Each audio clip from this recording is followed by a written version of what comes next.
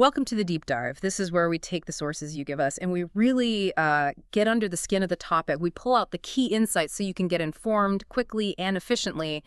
Today, we're plunging into, well, the somewhat shadowy world of the Vatican.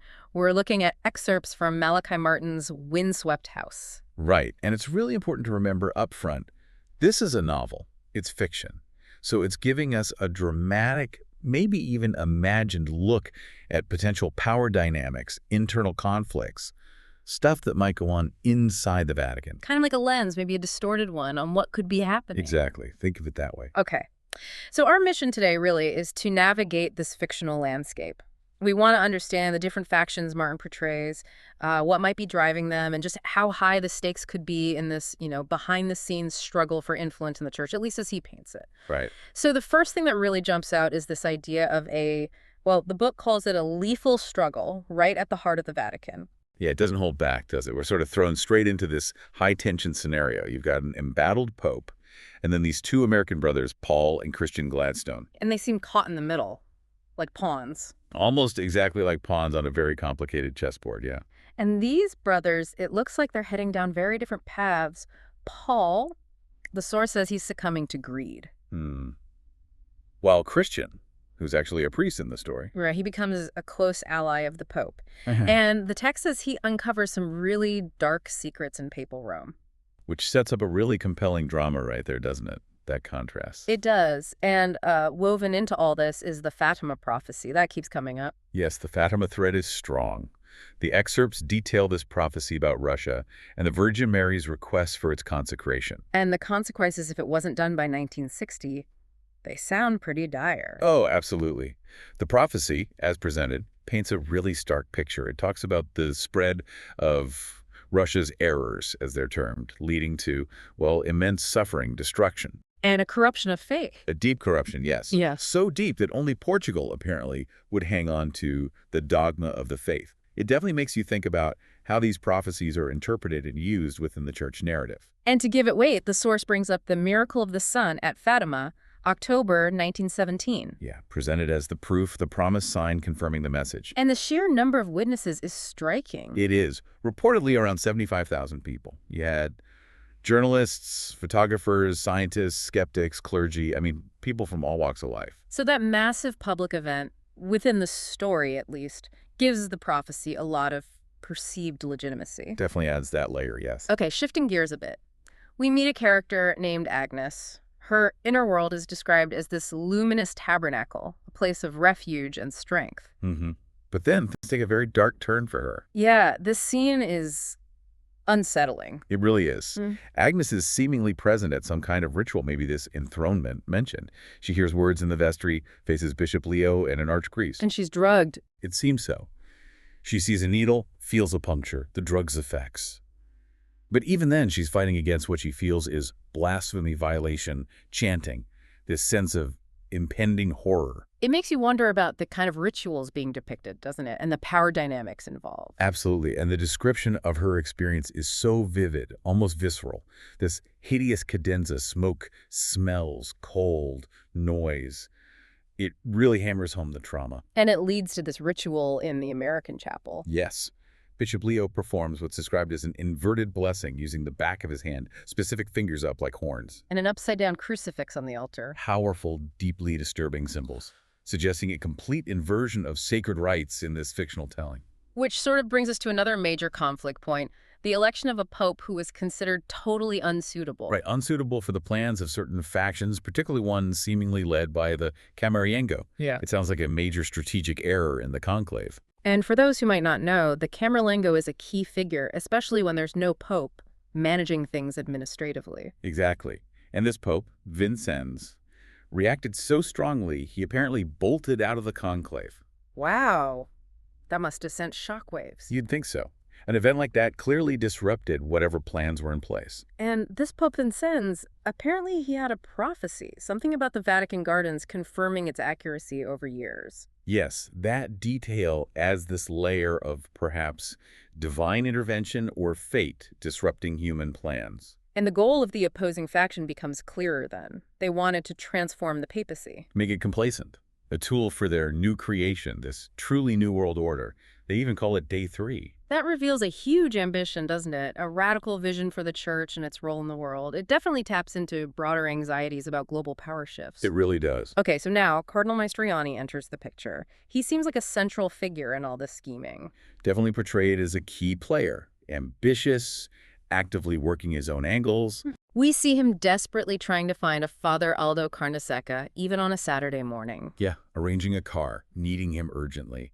It suggests Carnesecca has vital information, or is needed for something specific, something timely in Maestroianni's plan. And then there's Damian Slattery, the Dominican Master General. Quite a description. He is described vividly, isn't he? Physically imposing, a moving mountain, but also academically brilliant Oxford credentials, early experience as an exorcist. The source calls him a bone crusher from his rugby days. Quite the mix. It is. That combination of physical presence, intellect, and spiritual experience makes him a potentially formidable force within these Vatican dynamics. And Maestroianni is still interested in Christian Gladstone, the priest brother, even though his other brother, Paul, is mixed up with this Cyrus Benthuk operation that seems to ignore the Holy See. Which suggests that traditional Catholicism, the Gladstone family background, still has some kind of strategic value for Maestroianni.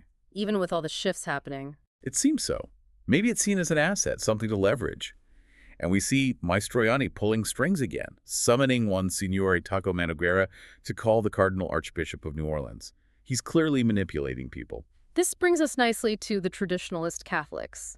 Like the Gladstones avoiding local churches they felt were painted. Yes, that reflects a real unease, a dissatisfaction with the changes after Vatican II, at least from their perspective in the book. By the 70s, they struggled to find priests for what they considered the valid and authentic Roman Mass. So Ceci Gladstone, the mother, actually funded a new congregation. She did. Bought a chapel, St. Michael the Archangel, affiliated with Archbishop Lefebvre's Society of Pius X, because they couldn't find reliable diocesan priests. It really highlights those internal splits over liturgy and doctrine. And their alignment with Lefebvre shows just how deep that commitment to tradition and the distrust of the mainstream ran for them. Finding a priest was a real challenge. Which ties into Christian Gladstone's frustration later on. He's unhappy with the Slavic Pope's strategies, calling them temporizing compromise. He lists a whole lot of concerns, doesn't he? Heretical theologians, blasphemous masses, witchcraft, nuns leaving, bishops with women, homosexual priests, Satanist cardinals. It's a litany of perceived failings. He questions why the Pope isn't acting decisively. And his discomfort, his feeling that these are truths being ignored, it really shows that deep divide, that clash between traditional ideals and what they see as decay. Absolutely. And then in complete contrast, you have Cardinal Maestroianni. Right, participating in the signing of the final act, seeing it as the rebirth of Europa, this unified dream, very different focus. Totally different. His focus seems much more political, secular almost, pausing in that corridor of photos commemorating the event. It speaks volumes. And his close ties to Cyrus Benthuk reinforce that. They seem aligned with forces wanting a new mentality, minimizing nationalism, traditional religion. They even share this Rockefeller quote about suppressing those divisive forces. It's very telling. And Benthuk wanting reassurance about Maestroianni's retirement affecting their undertakings.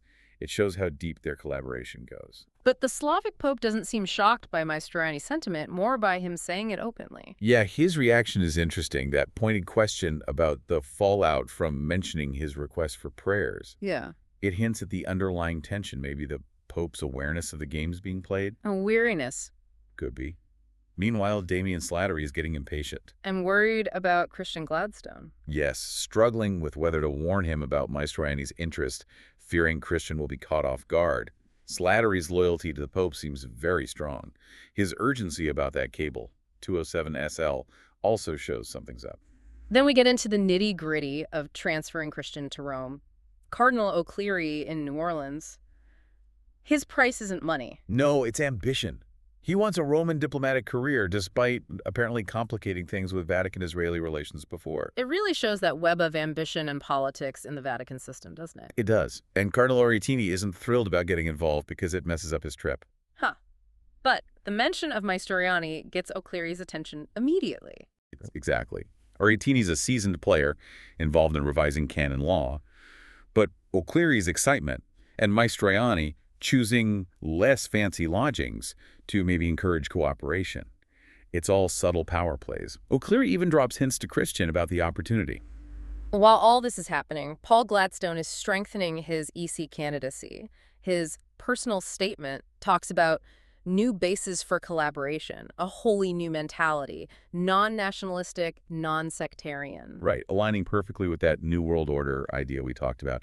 It shows how people outside the church hierarchy are also part of this push towards a more global, less faith-focused view. But Ceci Gladstone, the mother, she's worried about Paul, his faith, their relationship. You feel her anxiety, don't you? That longing for reconciliation.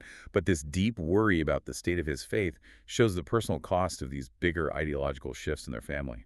And Father Angela Guttmacher's response about Christian moving to Rome, it sounds significant. Very cryptic. Important decisions for us all. It definitely adds to the feeling that Christian's move isn't just personal, it's part of a bigger plan. Then there's this debate about power in the EC, Secretary General versus the commissioners. Yeah, one side downplays it, the other insists the Secretary General shares the real power. It reflects that broader uncertainty about how this new Europe is actually taking shape, who really holds the reins. And Murray suspects the EC's outlook is expanding beyond the original members, partly because of Paul Gladstone's sudden candidacy. Right, and the presence of observers like Appleyard, Gaffin, Secular at the selection meeting. Representing Euro-Atlanticist positions. Exactly. It shows external powers are watching, influencing these European developments. Dello Edice asking who's behind Paul Gladstone. It raises suspicions about manipulation. Appleyard isn't surprised by Maestroianni's letter, though. He remembers seeing Maestroianni working against the Pope in Strasbourg. Yes, remembers him working with Cyrus Benthook, pushing for unity against the Pope. It confirms that internal opposition. And Benthook's recommendation is apparently in Paul's file, too. Appleyard's left with this feeling about the Pope's words, poor, poor Europe, like a dirge. Yeah, it puzzles him. Creates this internal conflict, this personality split between his mission and maybe a flicker of understanding for the Pope's view. Then Maestroianni talks to Cardinal Graziani Buddha about surveying the bishops on unity. But with the clear aim of facilitating them, guiding their thoughts towards his preferred outcome. Graziani understands it's Maestroianni's machinery to dragoon the bishops, but Graziani is also worried about papal authority itself. That's a crucial distinction. Graziani sees the manipulation, but also worries about the deeper potential damage to the papacy. And the power of the Cardinal of Century City in the U.S. is highlighted. He seems untouchable. Yeah, unchallenged authority, admired by some, feared by others, used by others. He's key to controlling the influential American bishops for Maestroianni's plans. Then, briefly, Inspector Wajila's murder investigation, Scalabrini. It's halted. Despite his protests, yeah. Hints strongly at a cover-up, powerful people wanting things buried. Which adds to that atmosphere of intrigue and potential corruption. Definitely. Cardinal Graziani then seems quite friendly with Christian Gladstone, even gives him a new Vatican passport. It could be genuine warmth, or it could be strategic, given Graziani knows the family history, Ceci's help with the B&L bank issue. He's well informed. Paul Gladstone is surprised to hear Christian is in Rome, doesn't see the connection to him. And Benthook stops Channing from pushing Paul. Yeah, Benthook gives a little frown, then reassures Paul he'll get details later. It suggests Paul's being managed, kept somewhat in the dark. And Channing then quizzes Paul about embracing globalized civilization, going beyond just his job in Brussels. Right, probing his ideological commitment to the bigger agenda. Then Ceci talks to Glenn Roche, feeling desperate after the B&L thing, wants more done, and asks him to arrange something with the IRA. Whoa, that's a massive escalation. Shows she's willing to consider extreme, even violent means. The secrecy, the condition he can't contact Christian, it's serious. And she wants to do a little bit for the church through this. Complex motives. Very complex. And potentially very dangerous. Meanwhile, the U.S. government is interested in Vatican policy on the Soviet Union. Vance and Appleyard are tasked with finding out. Underscores the Vatican's geopolitical weight. Right? The U.S. needs to know what the Holy See is thinking, especially with the Soviet Union changing so fast. And the U.S. is juggling Gorbachev and Yeltsin, using the Iselin Institute even. Shows the complex diplomacy, trying to keep options open, maintain influence however they can. And they explicitly want to know the Pope's stance and prevent Holy See interference with Gorbachev. A clear clash of interests there. U.S. political goals versus the Vatican's potential influence. Maestroianni sees Europe as key to his anti-papal efforts, because of Catholicism's history there. Exactly. He plans to exploit divisions among European bishops, use political maneuvering to get them on board for this common mind vote. He seems confident about the U.S. bishops via Century City, the Canadians, Latin America being split by liberation theology, Africa and Asia following the leaders. It's a very calculated global strategy, targeting the Pope's authority region by region. Ceci's trip to Rome with Glenn Roche, driven by the lack of a pastor and this sense of foreboding. And she has leverage. The Vatican Bank needs a loan. She has a clear goal. Glenn's coaching. She's going in prepared. The meeting with Maestroianni starts politely, but there's a document for her to sign. Suggests a formal, maybe consequential purpose. And Ceci seems surprisingly at ease, perhaps more formidable than Maestroianni expects. Then the focus shifts back to the Pope's concerns: homosexuality in North American seminaries and clergy. Yes, he's asking for reliable figures, clearly deeply troubled by these private reports.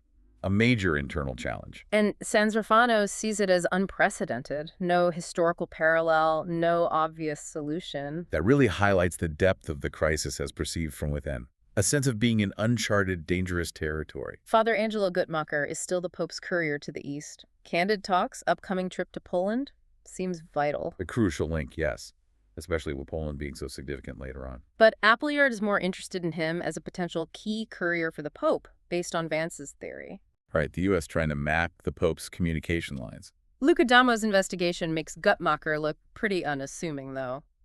Pathetic figure, living out of a suitcase, carrying prayer books, praying in Red Square, eating at Pizza Hut.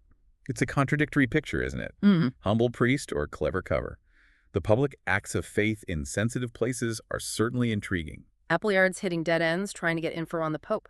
His meeting with Maselli went badly. Yeah, expected Masonic understanding, got defensiveness about Satanism, weirdness about auto-secular.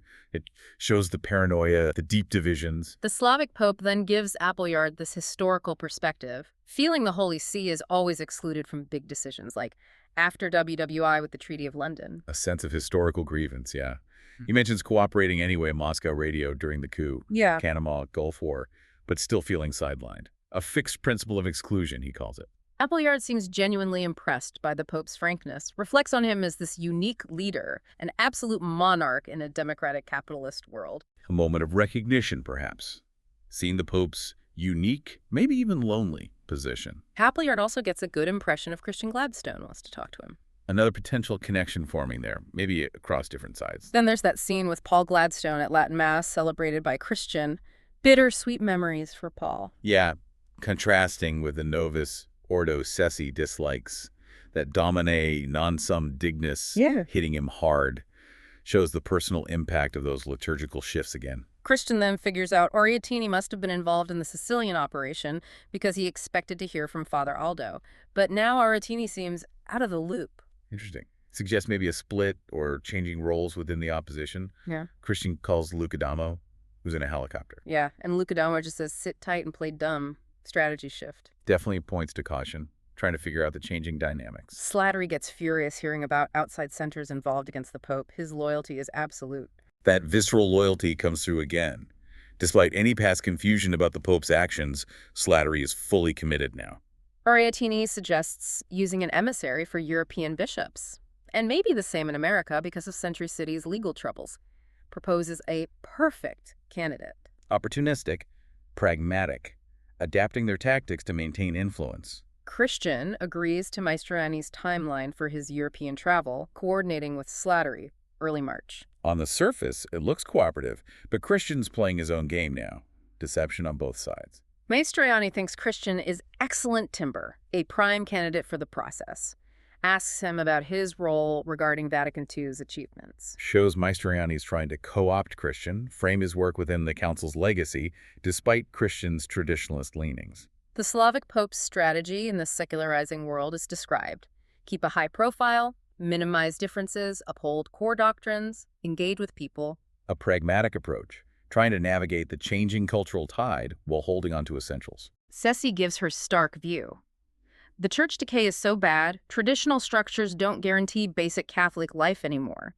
Shared responsibility to compensate for the Pope's failings. A real sense of crisis from the traditionalist side, calling for action outside the usual channels. Wojtyla is still investigating the murders unofficially, greets a father, enthusiastically, recaps the Scalabrini case, frustrated it's stalled. His persistence is notable, still digging, convinced there's a cover-up. Then, that intense interrogation scene. Ovanador, the priest, confronted by Slattery and Wojtyla, he vomits. They quiz him about Scalabrini's coven, Connolly's killer, ritual wounds, his eminence blocking investigations, demanding information. It's brutal. Shows the dark side, the desperation to uncover what they believe is happening. Satanism, murder, high-level complicity. The Pope calls Carnesecca from Madrid after his operation, shares the news with Slattery and Christian, then focuses them on the new catechism draft, needs their critique. Shows his priorities. Even amidst personal and political crises, the catechism is central. He trusts their judgment. But Carnesecca worries about discussing it with Christian. Remembers Christian's anger, his blunt words. Yeah, if the Pope is a prisoner, maybe it's because he's acquiesced all along. That shows a deep rift in how they see the Pope's leadership. Christian blames him for the situation. Palumbo then pressures the Pope about resigning.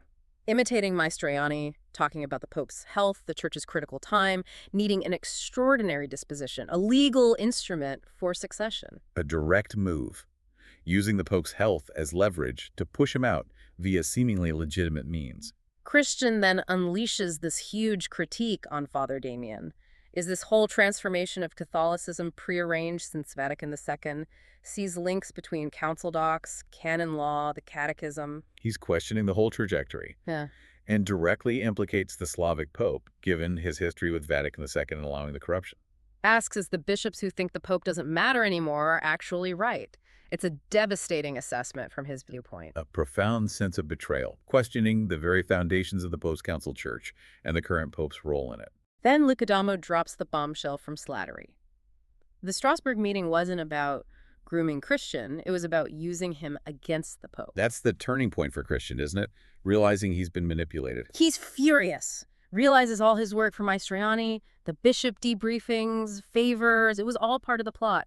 Calls himself a water carrier for those bastards. That anger fuels his resolve, flips him from unwitting pawn to determined opponent. Carnesecca has a quiet moment, thinking about Jorge and Maria's kindness, planning to tell Gladstone.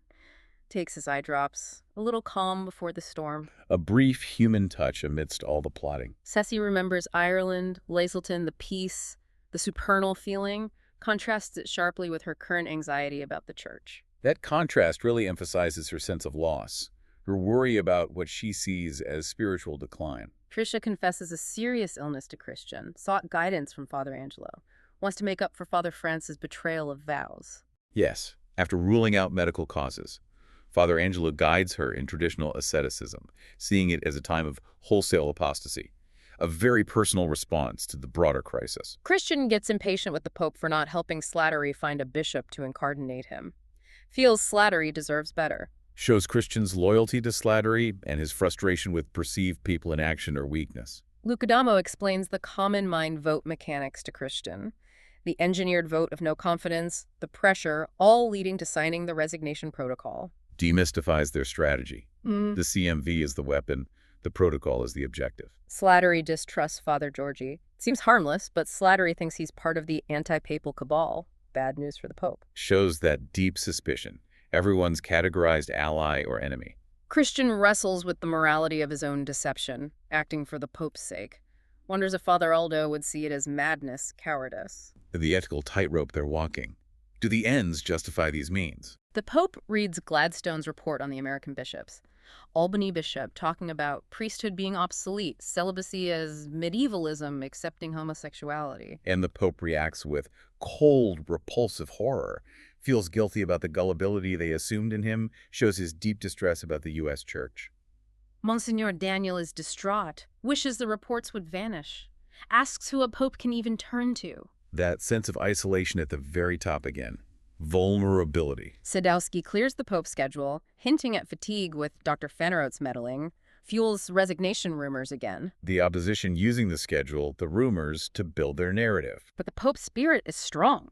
Compares Rome now to facing regimes back home, determined to achieve autonomy for the papacy, mentions friends abroad. He's not giving up. Drawing on past resilience, looking for allies, planning to fight back. Lucadamo warns Christian. This news means more pressure on the Pope to sign the protocol. They need to act now. The urgency is palpable. The clock is ticking. The Pope reveals his plans. Father Angelo brings the icon from Portugal, visits Gorbachev about a trip to Russia. A dual strategy: spiritual reinforcement and diplomatic outreach, trying to strengthen his position. The Pope grimly admits to Christian the limits of his power over bishops, priests, nuns. A moment of realism. Acknowledging the difficulty of governing such a sprawling, often autonomous institution. Then the U.S. pressure ramps up again, demanding changes on population control, the usual provisos, abortion, contraception, VP reacting strongly at the NSC. Intense external pressure now, clashing directly with core church teaching. A second U.S. initiative targets population control, traditional morals, response to a UN agency push. The Pope's firmly against it, planning an ex cathedra encyclical. The conflict is escalating. The Pope preparing to use his highest teaching authority against this pressure. Graziani formally presents the resignation protocol, reminds the Pope he needs advisors, frames it as concern for continuity, shared burden. The final, formal move, couched in concern, but it's the endgame for the opposition. U.S. analysts distrust the Pope's Russia trip motive. Purely religious. They suspect a security risk, fueled by mixed signals on population control. Deep suspicion from the U.S. Can't believe it's just pilgrimage, especially with the policy clashes. Maestroianni impatiently demands the final text of the protocol, needs that document. Shows its centrality to his plan. He needs it finalized. Graziani confirms they have a usable, though not perfect, text. Will distribute carefully. Describes the key clause. Pope deemed resigned if totally disabled in Russia, no reversal possible. Sede vacante, new election.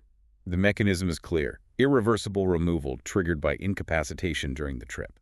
A legal trap. Slattery calls Christian for breakfast. Needs comfort, news. Anxiety's high. Leaning on Christian for support and intelligence in this pressure cooker. Christian vents about bishops focusing on mission statements while ignoring real crises. His frustration boils over again. Sees a total disconnect in priorities. Slattery insists the Pope's clear on core teachings being immutable. Contrasts it with a hidden movement suggesting change, using harmless initiatives as cover. That ideological battle again. Steadfast doctrine versus subtle undermining. Lucadamo tells the Pope about the protocol. Hearing this, Christian has a moment of profound doubt.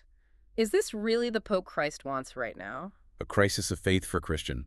The pressure makes him question everything, even the Pope's suitability. Christian tells Lucadamo about that mysterious papal envelope. Inscriptions from the old Pope, the September Pope, about the Church after June 63. Seen during the triage at the start of this papacy, Father Aldo and Aretini involved, set aside by Vincennes, but not given to the current Pope. Huge revelation. A potentially explosive document, hidden history, deliberately kept from the current Pope. What's in it? Appleyard wanders into a chapel, organ music, incense, Latin chants, sees the Slavic Pope kneeling in prayer before the altar the host displayed. A powerful image of faith amidst the chaos. The Pope seeking spiritual strength. Slattery agrees with Christian. During an assembly, the church organization isn't fully serving God or man. The Pope presides solemnly. Shared disillusionment even among the Pope's allies, happening right under his nose. Christian calls Regis Bernard to arrange a rescue. Paul nervously asks for confession beside the helicopter, questioning Christian's faculties. Things are moving fast now. Rescue attempt. External intervention. Paul's panic shows the stress level. Christian in the Tower of the Winds feels a chill.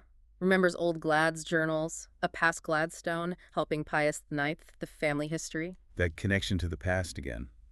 History repeating, maybe? A sense of destiny or burden? Christian and Terragente search storage boxes, and Christian finds it, the envelope. DN 413F10. Opened, resealed, the two inscriptions. They found it. The hidden history is about to be revealed. First microfiche inside. Father Alda's testament, written for the old Pope, summarizes the horrid affair of the enthronement. Includes a deathbed confession from Archbishop DG in 77. Long-term Satanist coven member in Rome, participated in a Satanist rite in the Cappella Paolina June 29, 1963. Wow, that's the dark secret. Satanism at the highest levels, right in the Vatican, potentially influencing papal transitions. Absolutely explosive. Lucadamo arranges Christian's clandestine travel. Vatican passport isn't enough. Private jet, smaller airport, avoid commercial flights. Moscow first, not St. Petersburg, to allow for the Pope possibly arriving there. Extreme caution needed. They anticipate traps, need secrecy, careful coordination with the Pope's potential movements. The Pope arrives in Moscow. Private pilgrim, low-key greeting. Stays at Troitser Gieva Lavra, northeast of Moscow. historic Orthodox site. Understated arrival, emphasizing the private nature, but in a location steeped in religious and political history. Mikolakis is abrupt, impatient with Maestroianni on the phone. Hangs up. Suggests Mikolakis is definitely playing his own game now, maybe breaking ranks. Unpredictable. Mikolakis insists on seeing the Pope alone back at the Lavra. Orders everyone out, despite protests. Slattery, Luca D'Amo pacing outside, hearing voices. Intense suspense. What is Mikolakis doing? Is the Pope safe? Christian tries explaining the Vatican power struggle to Paul, comparing it to Chairman Mao's last year's, hopefully not as bloody. Trying to convey the severity, the potential danger, using a stark historical parallel. The Pope leaves Sergiev Posad Friday afternoon.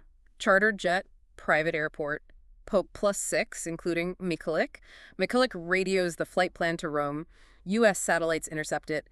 Appleyard is alerted. The Pope's on the move, under surveillance. External powers are now fully aware and tracking him. We're reminded of Jasna Gora Monastery's significance, the Black Madonna, true queen of Poland, the nation's spiritual capital. Setting the stage for a highly symbolic destination. Papal helicopter arrives at Jasna Gora Friday night. Dark, seems deserted. Abbot Kordecki, Father Kosinski greet him. Monks show deep reverence, remember him from Krakow, kiss his ring, his foot. Powerful loyalty. A stark contrast to Rome. Here he's revered, protected by deep national and religious loyalty. Maestroianni is baffled by Ariatini's strong negative reaction to Christian leaving. Ariatini insists Christian endangers their plans. Why is Ariatini so panicked about Christian specifically? Does he know something Maestroianni doesn't? Or is it a tactic? Urgent message from Maestroianni in Poland from Vaticuras. VK is stuck in massive traffic jams near Częstochowa, likely due to rumors of the Pope being there. Can't reach Rome or Częstochowa quickly. The popular reaction is disrupting their plans. Communication breakdown, logistics failing. Maestroianni's carefully laid timeline is threatened. Maestroianni panics momentarily, considers calling the Council of State, but reassures himself. Plans are solid, VK will get through, Pope is boxed in, will sign, sees Jasna Gora as acquiescence. Camerlengo tells him to hang on, remember who's in charge. Overconfidence. Misreading the situation badly. They think the Pope is weak, accepting defeat, but the popular support suggests otherwise. News spreads across Poland. The Pope's at Jasna Gora. Thousands gather spontaneously. Lights on in Częstochowa, crowds singing, praying, cheering all night. Wordless dialogue between Pope and people. An incredible outpouring of support. This is the wild card. Maestroianni didn't fully account for the power of popular faith and national loyalty. Christian pleads with the Pope. They're on the edge of this abyss. Win together or lose together. A call to fight. Urging solidarity, resistance, framing it as a shared struggle with immense stakes. The Pope turns, goes to the balcony, looks out at the lights, the crowds, seeking strength from them. A powerful visual.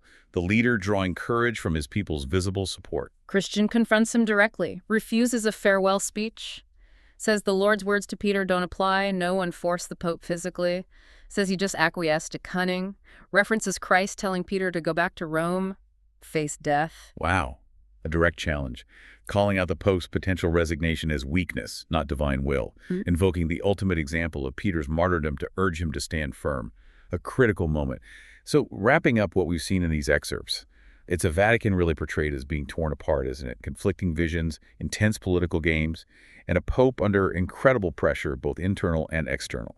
And the fictional elements really hook you, like you said, that Fatima prophecy hanging over everything, the really disturbing ritual scene with Agnes suggests something truly dark. And the alliances, they shift constantly, don't they? You're never quite sure who's really with whom or what their final play is. It's way beyond just theological debates. It feels like a high-stakes power game. Definitely. And hopefully this deep dive has given you, the listener, a good concentrated look at this complex fictional world. We've tried to pull out the key conflicts and themes without getting lost in every single plot twist. Exactly. So the final thought we wanted to leave you with is this. When you see these kinds of intense internal struggles within a massive global institution like the Vatican, and you layer on the external pressures from world powers, what does that tell us about the challenges facing any organization with a long history and huge influence trying to navigate today's world? That's a great question. And what could be the long-term fallout from these kinds of power struggles? It's something worth thinking about, not just in the context of this story, but maybe for other long-standing institutions grappling with power, faith, and change today. We encourage you to mull that over.